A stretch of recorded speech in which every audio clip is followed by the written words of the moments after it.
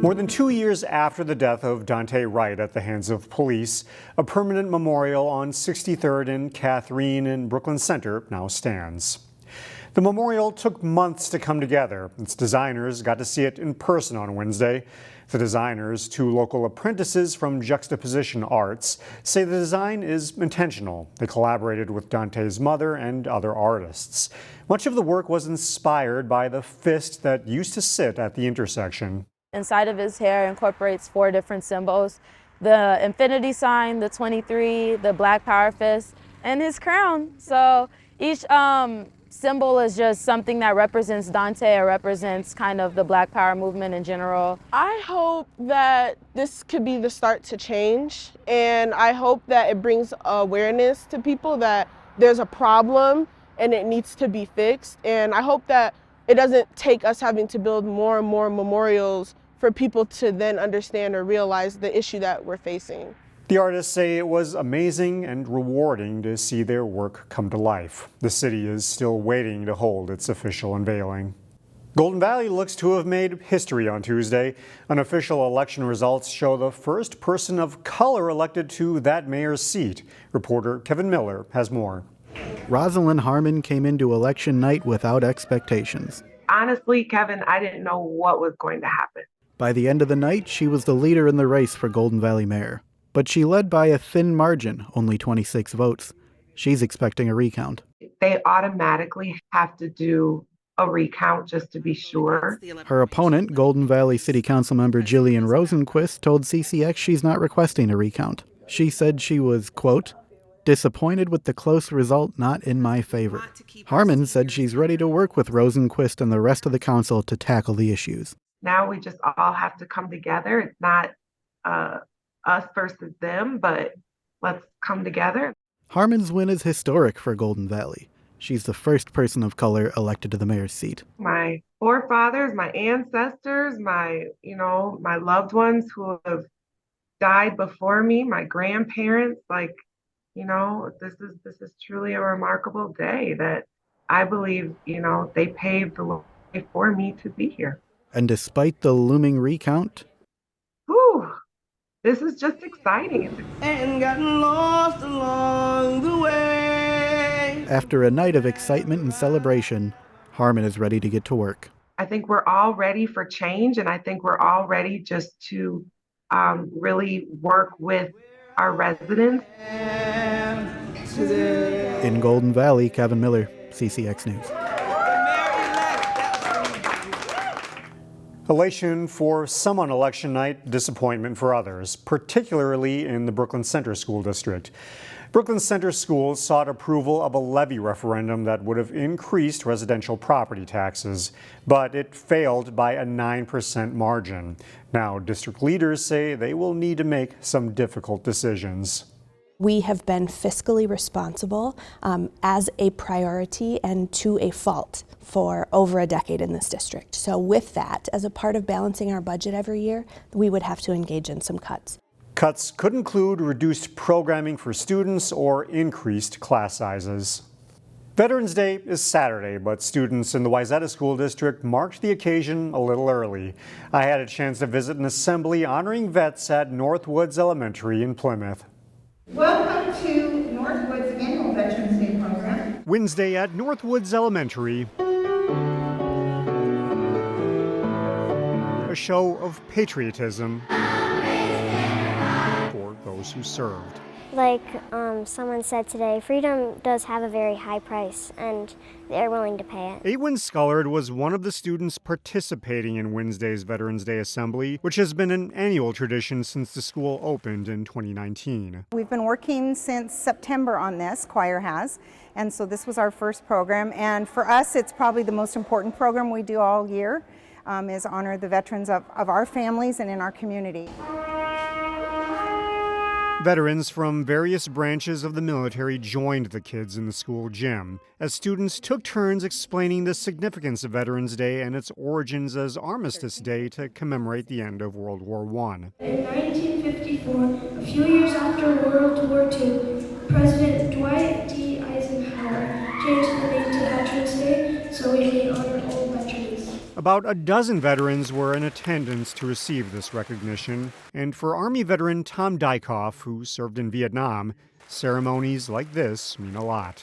It humbles me to a degree. At the time, I just did what I felt was my duty, and to get the recognition it's rewarding. It's a fact not lost on the students who made this event happen. I thought it was really fun that we got to honor all the veterans that could come today because they really did commit a service and they sacrificed their life to serve us. Near the Veterans Memorial in Plymouth, a special way to serve veterans. I'll have the steak sandwich, the over medium. Volunteers made signs, served a meal, and delivered a thank you note handmade by students. For Vietnam War vet Rod Mandler, a simple drive-through breakfast meant so much more. It almost brings tears to your eyes when they are thanking you for these kind of things, because they didn't do that when you first came here, when you came back, like from Vietnam. But this is special. Thank you. That's all I can say. They are thanking us for being out here, but I don't think that's an option. It's thanking them because they did a lot more than what we're doing. Besides serving 85 veterans Wednesday morning, volunteers also served 130 more at local senior living centers. Osseo Senior High students want to fill up their auditorium and plan to do it by putting on a show. The Osseo Marching Band is holding a fundraiser concert on Friday night. Donations will help pay for marching band equipment. Osseo has developed a good problem. Student interest keeps growing in the marching band, from 18 students 8 years ago to more than 60 today. We try to pick shows that are fun for the kids to perform. We try to pick some music that our football crowd will enjoy while we're playing pep band music in the stands, and we just try to build the culture of like, hey, let's be part of this school, let's be part of the marching band, and give opportunities to every kid in this building. Friday's concert starts at 7 p.m. at Osseo Senior High with a suggested donation of $10. The show includes a guest performance from a New Orleans-style brass band.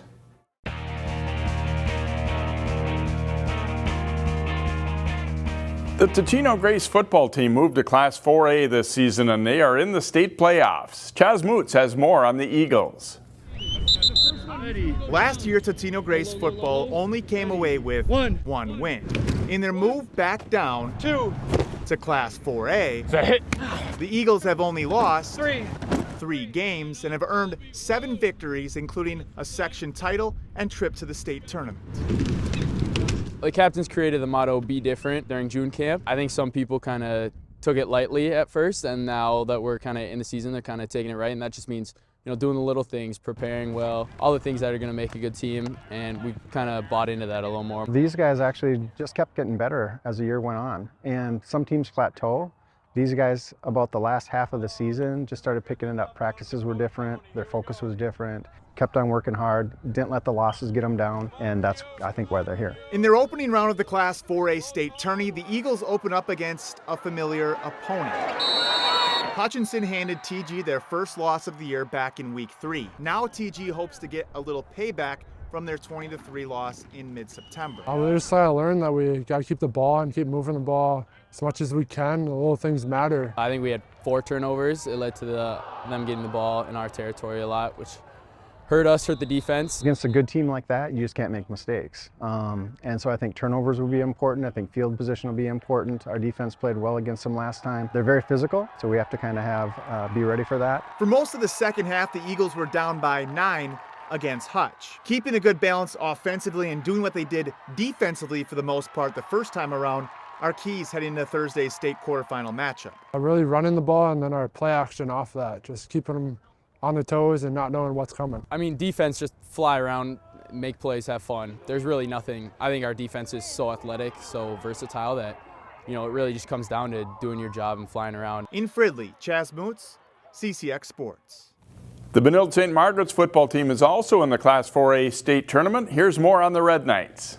It's a special feeling to still be playing and practicing as the Benilde St. Margaret's football team gets set for its state Class 4A quarterfinal.